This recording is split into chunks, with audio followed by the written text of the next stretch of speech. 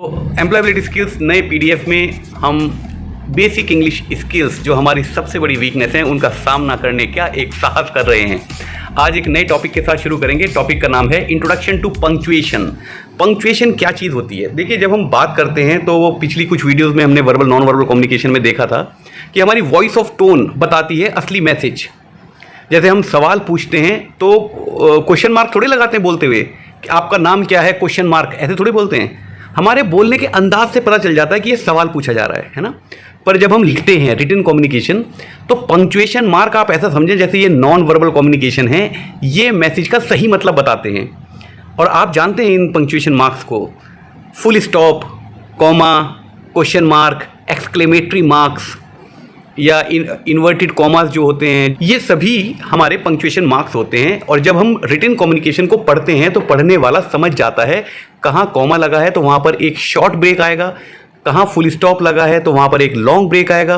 कोई भी सेंटेंस या पैराग्राफ शुरू होगा तो कैपिटल वर्ड से शुरू होगा। अगर बीच में कोई वर्ड ऐसा है जिसमें कैपिटल वर्ड से शुरू हुआ है तो आप समझ जाना वो प्रॉपर नाउन है। तो इस तरीके के कुछ नॉन वर्बल कम्युनिकेशन का एक भाव आता है। पंक्चुएशन मार्क्स वो होते हैं जो खुद में शब्द नहीं होते, ये वर्ड्स नहीं होते, लेकिन ये पूरे सेंटेंस का मीनिंग समझने में हमें आसान बना देते हैं। तो इस तरीके के कुछ सवाल हैं, चलो करते हैं। Question number 31, the punctuation in a sentence makes the meaning dash to understand. मैं आपको फिर बता दूं, इंग्लिश कम्युनिकेशन स्किल्स के कोई भी प्रश्न हिंदी में नहीं लिखे रहेंगे और ना ही विकल्पों को हिंदी में दिया जाएगा।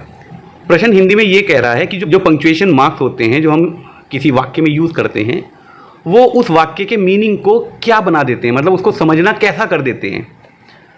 मैं तो बता चुका आपको, उसको समझना आसान कर देते हैं, है ना। देखते हैं।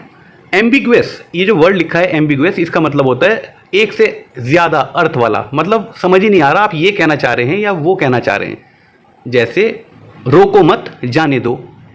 अब रोको मत जाने दो है इसका मतलब, या रोको मत जाने दो है इसका मतलब। कॉमा कहाँ लगा हुआ है उससे उसका मतलब बिल्कुल अपोजिट हो जाता है ना। इस तरीके के अगर हमने कॉमा नहीं लगाया तो वो एम्बिगुअस बन जाएगा, यानी कि पंक्चुएशन मार्क लगा के हमारा मीनिंग आसान हो जाता है समझना। तो एम्बिगुअस तो ये आंसर नहीं हो सकता, मतलब उसके एक से अधिक मतलब निकल रहे हों। पंक्चुएशन मार्क लगाने से ये त्रुटि खत्म हो जाती है सेंटेंसेस में। अनक्लियर होता है जो स्पष्ट ना हो, वो भी एम्बिगुअस ही होता है, तो ये आंसर भी गलत है। थिंक हमें सोचने पे मजबूर करता है। अरे सोचने पे तो तभी मजबूर करेगा ना जब वो स्पष्ट नहीं होगा। आंसर सही क्लियर है। आपके वाक्य के अर्थ को पंक्चुएशन मार्क क्लियर बना देते हैं, बिल्कुल स्पष्ट बना देते हैं, जिन्हें समझना आसान हो जाता है। Question number 32, the beginning of a sentence should start with dash letter. जो किसी भी सेंटेंस की बिगिनिंग होती है, मतलब पहला जो लेटर होगा, पहला अक्षर, वो कैसा होगा?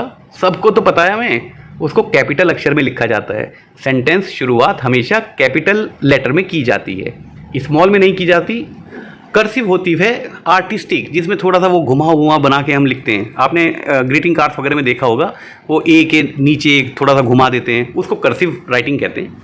इटैलिक्स कहते हैं जो तिरछे होते हैं, झुके हुए होते हैं। Question number 33, comma is used to show a dash within the sentence. किसी वाक्य में कॉमा क्या प्रदर्शित करता है? फुल स्टॉप तो नहीं होता ना। अगर कॉमा फुल स्टॉप की जगह लगाया जा सकता होता तो ये दोनों अलग क्यों होते? तो फुल स्टॉप तो आंसर नहीं हो सकता। पेयर भी नहीं वो प्रदर्शित करता है, वो ब्रेक प्रदर्शित करता है। मतलब जब हम बोलते हैं तो जहाँ हम सांस लेना चाहते हैं वहाँ पर लिखते हुए हम कॉमा लगाते हैं ताकि पढ़ने वाला यहाँ पर समझे कि थोड़ा सा ब्रेक दिया है लिखने वाले ने, उसको हम कॉमा कहते हैं। कैपिटल लेटर नहीं होता कॉमा, तो इसका आंसर सही ब्रेक है। Question number 34, Sita wanted to ask Neena about her summer plan. Sita नाम की कोई लड़की अपनी फ्रेंड नीना से उसकी गर्मियों की छुट्टियों का प्लान पूछना चाहती है। भाई तुम गर्मियों की छुट्टियों में कहाँ जा रही हो, क्या करोगी? Choose the correct answer. अब वो पूछना चाह रही है, यानी कि कोई सवाल पूछ रही है, तो आखिर में क्वेश्चन मार्क लगा होगा। तो इसका मतलब ऑप्शन ए और ऑप्शन डी तो नन है, वो तो कभी होता नहीं। ये तो आंसर नहीं हो सकते क्योंकि इन दोनों में तो क्वेश्चन मार्क नहीं लगा हुआ। बीच के दो विकल्पों को देख लेते हैं। Neena what is your summer plan. Neena तुम्हारा समर प्लान क्या है, और बाद में लगा है क्वेश्चन मार्क। ये तो आंसर सही लग रहा है। सी विकल्प है व्हाट नीना आस्क्ड। नीना ने क्या पूछा? कोई तुक बन रहा है इसका?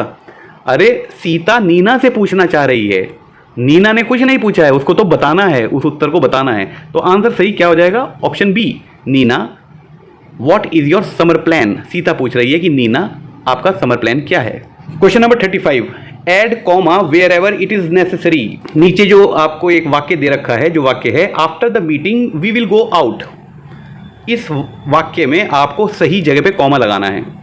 After the meeting we will go out, आपने देखा मीटिंग और वी के बीच में एक छोटा सा ब्रेक लिया मैंने बोलते हुए, बस इसी जगह कॉमा लगाया जाता है। ऑप्शन बी सही है। मीटिंग के बाद तो कॉमा 3 में लगा हुआ है, लेकिन आफ्टर के बाद नहीं लगा होना चाहिए। तो वो जो दो कॉमे लगे हैं सेंटेंसेस में ए और सी विकल्प में, वो गलत है। मीटिंग के बाद एकमात्र कॉमा आएगा और ये सेंटेंस ऐसे पढ़ा जाएगा, after the meeting we will go out.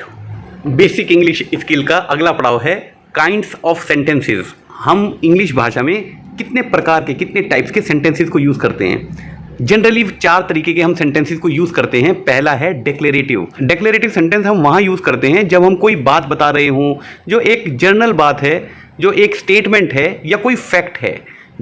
इस सेंटेंस के बाद हम फुल स्टॉप लगाते हैं, ठीक है। अगला जो टाइप का सेंटेंस है वो है इंटेरोगेटिव। इंटेरोगेटिव वो सेंटेंसेस होते हैं जब हम कोई सवाल पूछ रहे होते हैं। इस तरीके के सेंटेंसेस में आखिर में हम क्वेश्चन मार्क लगाते हैं। तीसरा टाइप है एक्सक्लेमेटरी सेंटेंसेस। इन सेंटेंसेस में हम कोई खुशी का या दुख का या आश्चर्य का भाव प्रकट करते हैं और इन सेंटेंसेस में हम एक्सक्लेमेटरी मार्क्स लगाते हैं। जैसे वाओ, वाओ के बाद ये जो मार्क लगा हुआ है इसको हम एक्सक्लेमेटरी मार्क कहते हैं। और आखिरी तरीके का सेंटेंस जो होता है उसको कहते हैं हम इम्पेरेटिव। इम्पेरेटिव सेंटेंसेस वो होते हैं जब हम सामने वाले व्यक्ति से कुछ करने को कह रहे हों, या तो उसे आदेश देकर कह रहे हों या उसको रिक्वेस्ट करके कह रहे हों। मतलब ये सेंटेंसेस वो होते हैं जब हमें सामने वाले से कुछ किए जाने की अपेक्षा होती है, ठीक है। Question number 36, sentences are. Sentences क्या होते हैं? सेंटेंसेस होते हैं शब्दों का समूह जिनका कोई मतलब हो। मतलब अगर उनका कोई मतलब नहीं निकल रहा तो वो सिर्फ शब्दों के समूह कहलाएंगे, सेंटेंस नहीं कहलाएंगे। अगर वाक्य सिर्फ उनको कहेंगे जो शब्दों के समूह हो जिनका कोई मतलब निकल रहा हो। आंसर देख लेते हैं। पहला ऑप्शन है group of words with complete meaning, यही आंसर है। वर्ब्स नहीं आंसर होता। सेंटेंस का मतलब वर्ब थोड़ा ही होता है। वर्ब तो सेंटेंस का एक अंग है बस, लेकिन वर्ब को हम सेंटेंस नहीं कहते हैं। नाउन को भी नहीं कहते हैं और लेटर्स को भी नहीं कहते हैं। नाउन भी एक अंग है सेंटेंस का और लेटर्स जो हैं उनसे मिलके वर्ड्स बनते हैं और वर्ड्स से मिलकर सेंटेंस बनते हैं। मतलब अक्षरों से शब्द और शब्दों से मिलकर एक सेंटेंस बनता है, लेकिन सेंटेंस तब सेंटेंस कहलाया जाता है जब उसका कोई मीनिंग निकल रहा हो। Question number 37, a declarative sentence tells us some information और एक्सप्लेनेशन, इट एंड्स विद। अभी मैंने आपको बताया डेक्लेरेटिव सेंटेंस वो होते हैं जब हम कोई स्टेटमेंट दे रहे होते हैं, कोई फैक्ट बता रहे होते हैं, कोई जनरल बात कर रहे होते हैं। हम कोई सवाल नहीं पूछ रहे, हम किसी को कुछ करने को नहीं कह रहे और हम कोई भाव भी नहीं बता रहे कि हम बड़े खुश हैं या दुखी हैं। एक फ्लैट सेंस में जब कोई मैसेज दिया जाता है तो वो डेक्लेरेटिव सेंटेंस के तौर पे बनाया जाता है। हमें ये क्वेश्चन में पूछा जा रहा है डेक्लेरेटिव सेंटेंस वो होते हैं जिसमें हम कोई जानकारी दे रहे होते हैं, कोई एक्सप्लेनेशन दे रहे होते हैं। तो इस तरीके के सेंटेंस को आखिर में किससे अंत किया जाता है? बताया था फुल स्टॉप से किया जाता है। आंसर कहाँ है? Full stop, C option full stop. Comma तो सेंटेंस के अंत में नहीं लगता, बीच में लगता है हमेशा। क्वेश्चन मार्क अगर लगेगा तो वो इंटेरोगेटिव सेंटेंस हो जाएगा। हमसे तो डेक्लेरेटिव सेंटेंस पूछा है। और आखिरी जो एक्सक्लेमेटरी मार्क्स है उसमें तो हम भाव बताते हैं, खुशी के, दुख के, आश्चर्य के। Question number 38, the exclamatory sentences ends with the. Exclamatory sentence किस पे एंड होगा? एक्सक्लेमेटरी मार्क्स पे होगा। ऑप्शन डी सही है, बाकी तो नहीं हो सकता। Question number 39, wow. अब वाओ के बाद आप क्या देख रहे हैं? एक्सक्लेमेटरी मार्क देख रहे हैं। The flower in the park are beautiful, this is what? This is an exclamatory sentence. आप में से कई ऐसा पूछ सकते हैं कि सर आखिर में तो फुल स्टॉप लगा है, पर इस पूरे सेंटेंस में हमने भाव को प्रकट कर दिया ना कि हम बड़े खुश हैं, वाओ निकला मुंह से। तो वो जो भाव प्रकट अगर किसी सेंटेंस में हो रहा है तो उसको हम एक्सक्लेमेटरी सेंटेंस ही कहेंगे। Question number 40, the police were asking about his crime, what type of sentence is it? अब ये मज़ेदार क्वेश्चन है। इस क्वेश्चन में लिखा है कि जो पुलिस वाले हैं वो उसके जुर्म के बारे में सवाल पूछ रहे थे। तो ये किस तरीके का सेंटेंस है? आप में से कईयों को लग सकता है कि ये इंटेरोगेटिव सेंटेंस है क्योंकि सवाल पूछना आया है। नहीं, ये सवाल पूछना नहीं है, वो सिर्फ बता रहा है कि पुलिस वाले उससे सवाल पूछ रहे थे। क्या सवाल पूछ रहे थे, कैसे पूछ रहे थे वो नहीं बता रहा, बस ये बता रहा है कि वो सवाल पूछ रहे थे और इस सेंटेंस के बाद में कहीं क्वेश्चन मार्क नहीं लगा। जो पढ़ने वाला है इस सेंटेंस को, उससे कोई सवाल नहीं पूछा जा रहा है ना। इस पूरे सेंटेंस में सवाल नहीं पूछा जा रहा है, सिर्फ बताया जा रहा है कि वो सवाल पूछ रहे थे। तो ये सेंटेंस है डिक्लेरेटिव, ठीक है। नन तो आंसर होता नहीं, इस बार बी ऑप्शन नन दे रखा है, नन तो हमेशा आखिर में दिया जाता है, पर कोई बात नहीं। नन ये आंसर नहीं है, एक्सक्लेमेटरी आंसर नहीं है और इंटेरोगेटिव ये आंसर नहीं है, क्योंकि ना तो इस सेंटेंस के बाद क्वेश्चन मार्क लग रहा और ना ही इस सेंटेंस में कोई क्वेश्चन पूछा जा रहा, सिर्फ बताया जा रहा है कि पुलिस वाले उसके जुर्म के बारे में सवाल पूछताछ कर रहे थे, ठीक।